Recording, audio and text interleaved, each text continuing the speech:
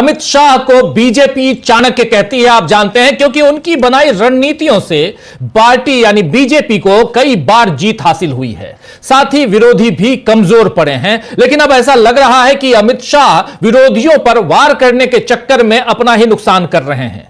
आपको बता दूं कि बंगाल में यानी पश्चिम बंगाल में इस समय मोदी और शाह दोनों सक्रिय हो चुके हैं। पिछले 3 बार से ममता बनर्जी उन्हें मात देती हुई नजर आई हैं। आप याद कीजिए, 3 चुनाव बीत गए लेकिन बीजेपी वहां अपनी दाल नहीं गला पाई। तो आज ममता बनर्जी को घेरने के चक्कर में अमित शाह कुछ ऐसा बोल गए जिसमें कांग्रेस की तारीफ हो गई। आइए सबसे पहले यहां पर अमित शाह के इस बयान को सुन लीजिए, जिसमें ममता बनर्जी और उनके अलावा वामपंथी दलों को घेरने के चक्कर में कैसे कांग्रेस की तारीफ अघोषित तौर पर कर गए अमित शाह। पहले इसको सुनते हैं, इस कार्यक्रम को आगे बढ़ाएंगे, चर्चा आगे बढ़ाएंगे, लेकिन सुनिए इन्हें। एक जमाना था मित्रों कि भारत के जीडीपी में बंगाल का योगदान 10.5% था और तीसरे नंबर पर था। जीडीपी में योगदान की दृष्टि से हमारा बंगाल तीसरे नंबर पर था। तीसरे नंबर पर से सरक कर ये 49 साल में वो 22वें नंबर पर आ गया। अब नीचे कोई जगह ही नहीं बची। बंगाल का इतना आर्थिक पतन कभी नहीं हुआ है। ये कम्युनिस्टों के शासन के पहले, तृणमूल के शासन के पहले प्रति व्यक्ति बंगाल की आय राष्ट्रीय औसत से 127% ज्यादा थी। 127%।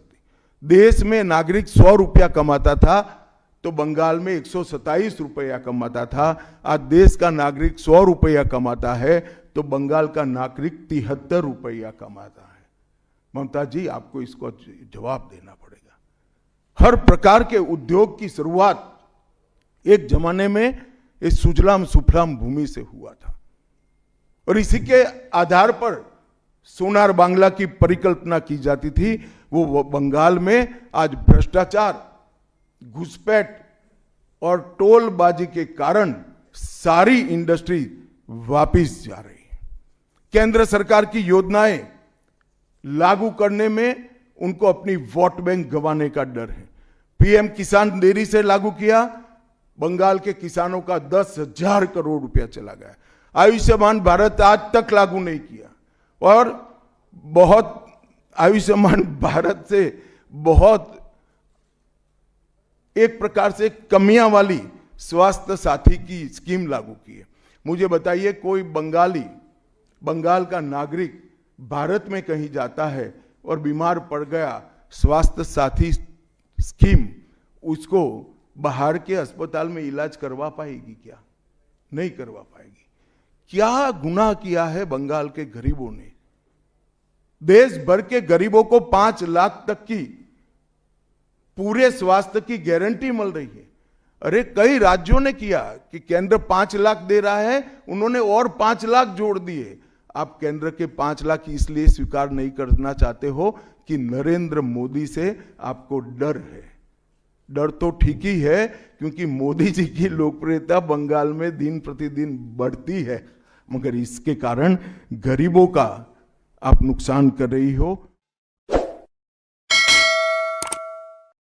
तो सुन रहे थे आप, ये बात अमित शाह ने आज एक प्रेस कॉन्फ्रेंस में कही कि टीएमसी और वामपंथी सरकारों से पहले पश्चिम बंगाल में प्रति व्यक्ति आय में, पश्चिम बंगाल जो है वो देश में प्रति व्यक्ति आय में सबसे आगे था। 127%, आज 73% है, पहले 127%। जाहिर है टीएमसी और वाम दल से पहले पश्चिम बंगाल में कांग्रेस की सरकार थी और केंद्र पर भी लंबे वक्त तक कांग्रेस ही काबिज रही। यानी अमित शाह ने मान लिया कि कांग्रेस के शासन में देश का और जनता का विकास हुआ है, जबकि मोदी यही कहते रहे हैं कि कांग्रेस ने पिछले 60-70 सालों में कुछ नहीं किया।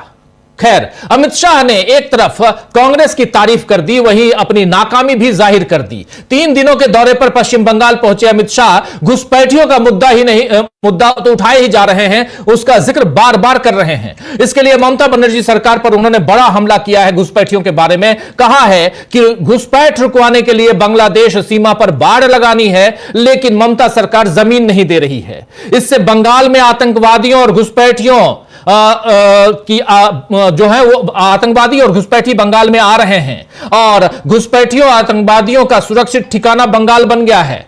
अमित शाह के इस आरोप पर अब ममता बनर्जी ने तीखा सवाल पूछा है। ममता बनर्जी यहां सवाल पूछ रही हैं कि वो कहते हैं कि घुसपैठिए सिर्फ पश्चिम बंगाल में आते हैं, पश्चिम बंगाल से आते हैं। अगर ऐसा है तो पहलगाम में हमला किसने किया? क्या आपने ही करवाया? दिल्ली में जो घटना हुई उसके पीछे कौन था? यह सवाल यहां पूछ रही है ममता बनर्जी, जो पश्चिम बंगाल की मुखिया है, मुख्यमंत्री है, टीएमसी की भी मुखिया है। आपको याद होगा कि अप्रैल में पहलगाम और नवंबर में दिल्ली में हुए आतंकी हमले हुए, दोनों जगह आतंकी हमले हुए, जो केंद्र सरकार की बड़ी विफलता है। लेकिन इसके लिए जिम्मेदार कौन है? इसकी जिम्मेदारी लेने की जगह अमित शाह ममता बनर्जी पर आरोप लगा रहे हैं। तो अब उन्हें तगड़ा जवाब मिला है ममता बनर्जी की तरफ से। आज बांकुड़ा जिले के वीरसिंहपुर में एक रैली को संबोधित करते हुए ममता बनर्जी ने अमित शाह और प्रधानमंत्री नरेंद्र मोदी की महाभारत के खलनायकों दुर्योधन और दुशासन से तुलना की। ममता बनर्जी ने हर चुनाव से पहले सोनार बांग्ला यानी समृद्ध पश्चिम बंगाल या स्वर्णिम काल पश्चिम बंगाल का, उसकी बात वो करती आई हैं, सोनार बांग्ला की बात करती आई हैं। और दूसरी तरफ बीजेपी जो दावा करती है कि हम सोनार बांग्ला बनाएंगे, उसकी भी खिल्लियां यहां उड़ाते हुए, उसका मजाक उड़ाते हुए ममता बनर्जी इस मंच से दिखाई दी। ममता बनर्जी ने कहा यहां पर इस मंच से कि हर चुनाव में बीजेपी सोनार बांग्ला बनाने का वादा करती है।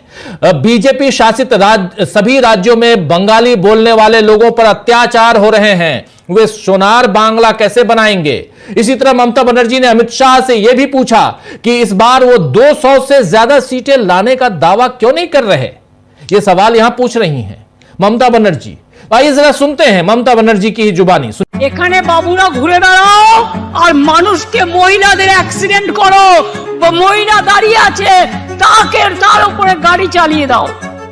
লজ্জা ঘৃণা ভয় তিন থাকতে নয়, দুটো কান থাকলে একটা কান কাটার ভয় থাকে, আর যাদের দুটো কানই কাটা তার আবার কান কাটার ভয় কি? के पार, यानी इस बार देश से ही बाहर कर देंगे, ये कह रही थी यहां पर ममता बनर्जी। आपको बता दूं कि टीएमसी सांसद डेरेक ओब्रायन ने भी एक पोस्ट लिखकर अमित शाह के जीत के दावों का मजाक उड़ाया है। और अमित शाह ने आज कहा था कि बीजेपी अगले साल पश्चिम बंगाल में होने वाले विधानसभा चुनाव में 2/3 बहुमत से सरकार बनाएगी। इसके बाद टीएमसी सांसद डेरेक ओब्रायन ने एक्स पर जो पोस्ट किया है वो आप सामने देख रहे हैं। कह रहे हैं कि अमित शाह आज बंगाल में हैं, उन्होंने आने वाले चुनाव में सीटों की भविष्यवाणी की है, लेकिन उनका ट्रैक रिकॉर्ड क्या है जरा देखिए। और ये देखिए कहकर एक वीडियो शेयर करते हैं यहां पर अमित शाह का और डेरेक ओब्रायन। जरा उस वीडियो को हम आपके सामने लाना चाहते हैं। उस वीडियो को देखिए कि उसमें क्या कह रहे हैं, क्या दिखाना चाह रहे हैं डेरेक ओब्रायन। देखिए। छत्तीसगढ़ का चुनाव जनादेश जन आशीर्वाद से हमें भरोसा है कि हम चौथी बार सरकार में आएंगे।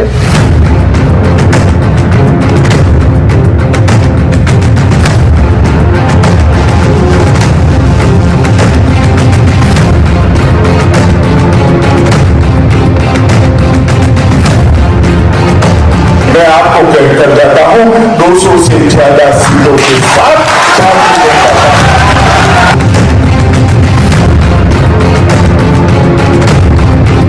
400 पार करेंगे क्या?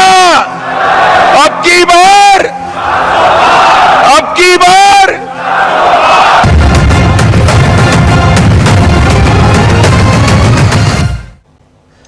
तो देखा इस वीडियो में दिख रहा है दोस्तों कि साल 2018 में अमित शाह ने छत्तीसगढ़ विधानसभा चुनाव में दावा किया था कि बीजेपी चौथी बार सरकार में आएगी, मगर पार्टी को 90 सीटों में से सिर्फ 15 सीटें मिली।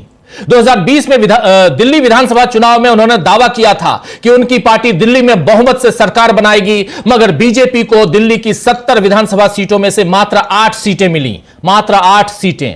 वहीं 2021 के पश्चिम बंगाल विधानसभा चुनाव में उन्होंने दावा किया था कि अब की बार बीजेपी पश्चिम बंगाल में 200 पार यानी 200 से ज्यादा सीटें जीतकर सरकार बनाएगी पश्चिम बंगाल में बीजेपी, लेकिन पार्टी को सिर्फ 77 सीटें ही मिली। इसके अलावा 2024 में 2024 के लोकसभा चुनाव में बीजेपी को 400 पार का नारा दे रहे थे। अब की बार 400 पार का नारा यही अमित शाह, यही नरेंद्र मोदी देते थे, लेकिन बीजेपी को मिली सिर्फ 240 सीटें, जो बहुमत से काफी पीछे हैं। तो ऐसा नहीं है कि हर बार अमित शाह की मर्जी से जीत ही मिले, बल्कि यह वीडियो बता रहा है कि बीजेपी को कई बार हार का सामना भी करना पड़ा है। हालांकि इस बार एसआईआर को लेकर शंका व्यक्त की जा रही है और इसके जरिए बीजेपी अपने लिए जीत का पिछला दरवाजा खोल रही है। अभी उत्तर प्रदेश में ही एसआईआर की पहली सूची की फिर से नई तारीख आ गई है। कल 31 दिसंबर है और कल उत्तर प्रदेश की एसआईआर की पहली लिस्ट, मसौदा लिस्ट आने वाली थी। मतदाताओं की पहली सूची आने वाली थी, ड्राफ्टेड लिस्ट जिसको कहते हैं, वो आने वाली थी, लेकिन उसकी तारीख बढ़ा दी गई, अब 6 जनवरी को आएगी। और उत्तर प्रदेश राज्य के मुख्य निर्वाचन अधिकारी ने बताया है कि 6 जनवरी को पहला ड्राफ्ट आएगा, पहली लिस्ट आएगी। यह बार बार का बदलाव बता रहा है कि चुनाव आयोग की पहले से पूरी तैयारी नहीं है। विपक्ष भी यही कह रहा है कि पूरा समय लेकर यह काम हो, हड़बड़ी में ना हो, लेकिन ज्ञानेश कुमार किसी की दलील नहीं सुन रहे हैं। इस बीच बीएलओज की मौतों का सिलसिला भी नहीं रुक रहा है। एसआईआर को लेकर अजीब किस्म की जिद बीजेपी और चुनाव आयोग दिखा रही है, और जिससे लगता है कि दाल में कुछ काला नहीं है, बल्कि पूरी की पूरी दाल ही काली है।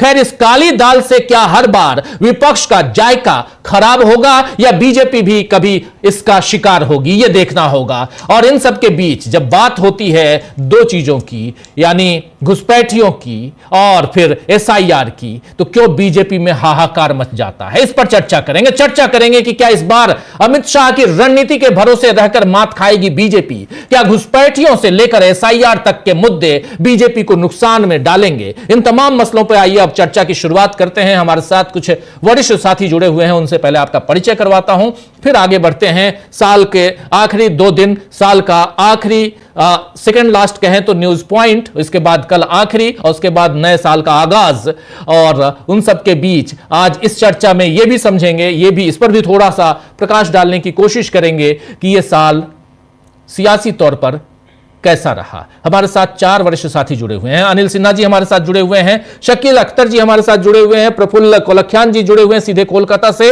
और अमलेंदु उपाध्याय जी जुड़े हुए हैं इधर दिल्ली से। आप तमाम साथियों का स्वागत इस्तकबाल है। आप तमाम दोस्त साथी शुभचिंतक आप सबका भी, जो अब तक जुड़ चुके हैं उनका भी, जो जुड़ने वाले हैं उनका भी।